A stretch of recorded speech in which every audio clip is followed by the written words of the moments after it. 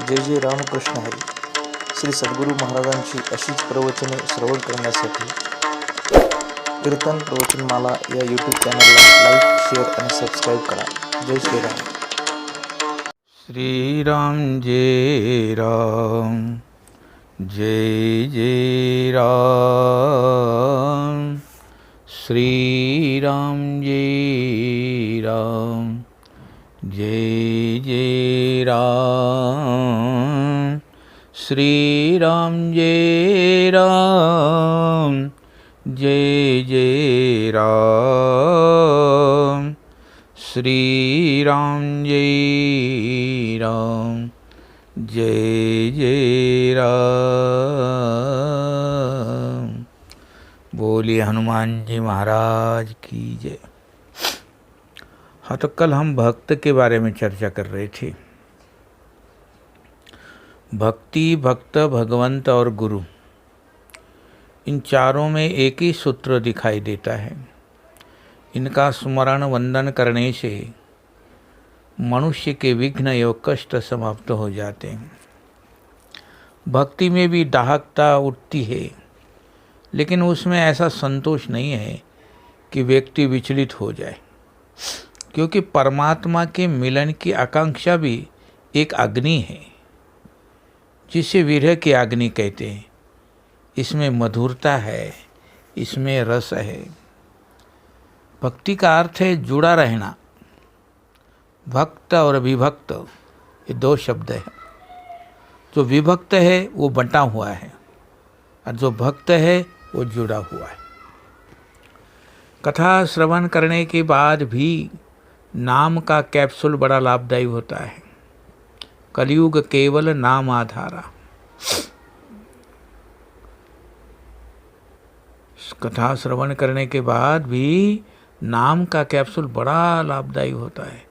इसके द्वारा भाव शांति मिलती है, जिससे जीवन में स्थिरता आती है. भगवान का कीर्तन करने से पहले अपने को तृण से भी छोटा समझो, तिनके से भी छोटा बनाओ. और ग्रीष्म ऋतु में जब लू चलती है, तब एक छोटी सी दुर्वा अच्छी तरह हरियाली का आनंद लेती है, क्योंकि वो बहुत छोटी बनकर रहती है. जो मनुष्य संसार में कीर्तन करता हुआ चलता है भगवान के नाम का, वो परमात्मा के साथ सानिध्य का अनुभव करता है. सभी मनुष्यों को नवदा भक्ति करनी चाहिए. यदि मनुष्य नवदा भक्ति करता है तो भक्ति ही उसका कवच बन जाती है. ऐसे में प्रतिकूलताओं की तलवारें टूटकर गिर जाती हैं और मनुष्य विनयी हो जाता है. भक्ति केवल साधु संतों के जीवन की बात नहीं है. ये कुछ आस्तिक लोगों को लाभ देने वाली बात भी नहीं है. यदि पूरा राष्ट्र जीवन इस विद्या को स्वीकार करे तो उसके आंतरिक दोषों अर्थात आंतरिक कष्टों तथा आंतरिक मलिनताओं को दूर किया जा सकता है. यदि आपके जीवन में सभी अंग काम करते हैं और भक्ति अपंग हो जाए, तो आपको भले ही मालूम ना पड़े, परंतु कहीं ना कहीं भीतर से, अंदर से आपकी साधना पक्षघात रोग से पीड़ित हो जाती. भक्ति ही वो शस्त्र है, भक्ति ही वो शास्त्र है जो हमारे संस्कारों का परिमार्जन करते हैं. शास्त्र से पीड़ित उत्पन्न होती है.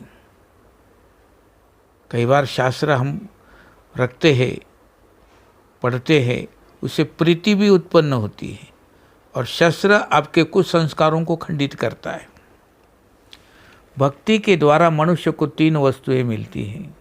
ध्यान से सुनिएगा. मति, रति और गति. ये 3 वस्तुओं के बिना मनुष्य नहीं जी सकता. मति यानी बुद्धि, रति यानी प्रेम, गति यानी चलने की, भक्ति करने की गति मिलती है. जब जब परमात्मा के चरणों में कोई व्यक्ति जाता है, तब तक उसको वहाँ से ऊर्जा ही मिलती है और मनोरथों की प्राप्ति भी होती है. भक्ति की व्याख्या में श्रवण, स्मरणम, कीर्तनम, पाद सेवनम, अर्चना, वंदना, दास्य, सख्य तथा आत्मनिवेदन, ये 9 प्रकार की विद्या है। यदि कोई व्यक्ति एक बार भी इनका स्मरण करे तो उस एक वंदन से उसका जीवन चंदन बन जाता है। श्रवणम कीर्तनम, आप बोलो उसको। जब चंदन अभिन्न बन जाता है तो क्रंदन का अंत हो जाता है। वंदन में बहुत बड़ी शक्ति है। भक्ति केवल मुक्ति का ही साधन नहीं, भक्ति समाज को शुद्ध आचरण देने का भी एक बहुत बड़ा उपाय है। भक्ति को केवल भक्ति की ही नहीं बल्कि समाज और राष्ट्र की भी संपत्ति माननी चाहिए।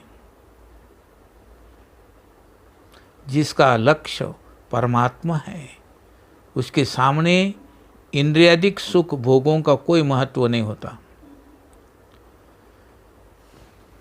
ईश्वर प्रेमी की स्थिति बड़ी विचित्र होती है। ईश्वर के प्रेम में प्रेमी पागल हो जाता है।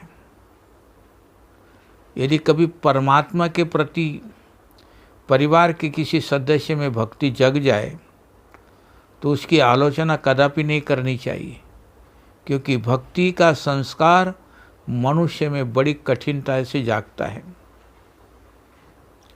हमारे अंदर कितनी बुरी वृत्तियां हैं जिन्हें समाज नहीं जान पाता, लेकिन अंतर्यामी परमात्मा उन्हें जानकर हमें क्षमा कर देते हैं।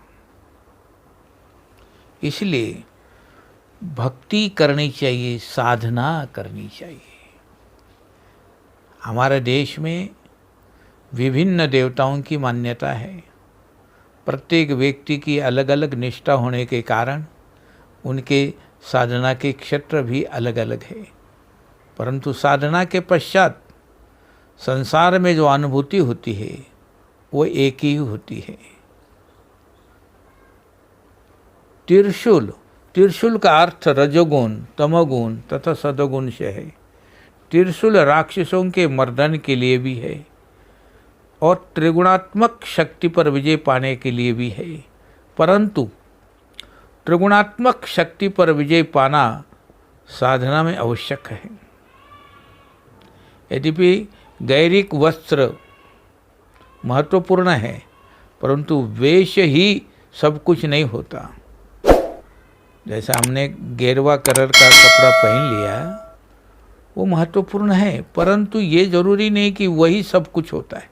यदि गृहस्थ आश्रम में रहने वाला व्यक्ति इसी आध्यात्मिकता में जीता है तो वो भी उसी कोटि का साधक माना जाता है।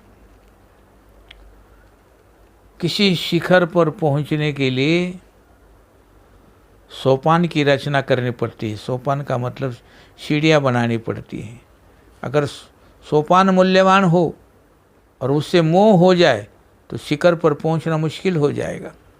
इसलिए आवश्यकता इस बात की नहीं है, इस बात की है कि सोपान को सोपान समझे, सीढ़ियों को सीढ़ियाँ समझे और शिखर को शिखर समझे।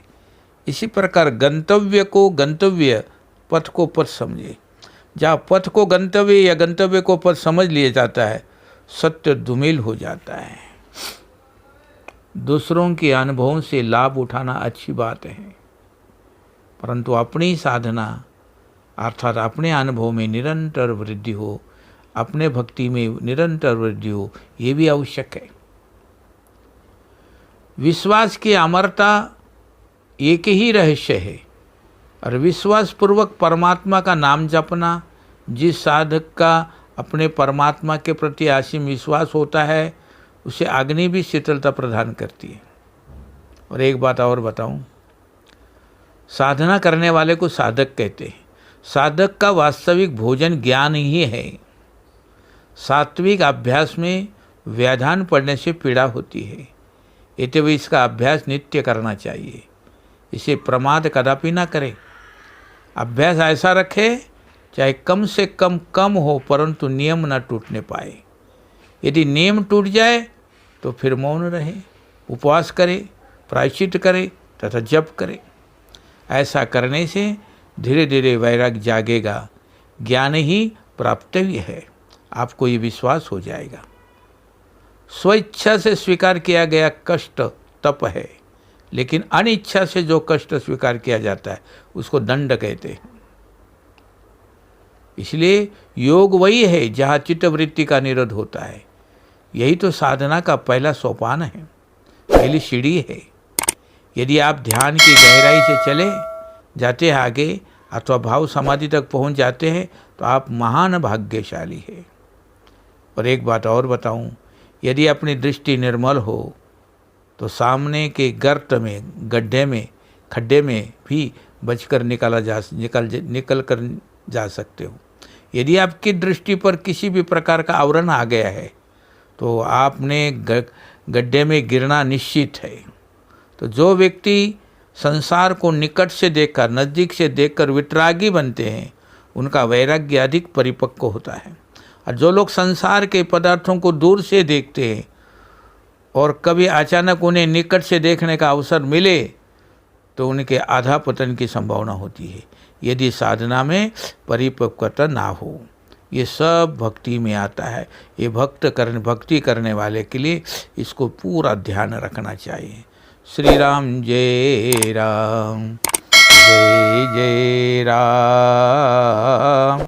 श्री राम जय राम, जय जय राम। श्री राम जय राम, जय जय राम। श्री राम जय राम, जय जय राम। श्री राम जय राम, जय जय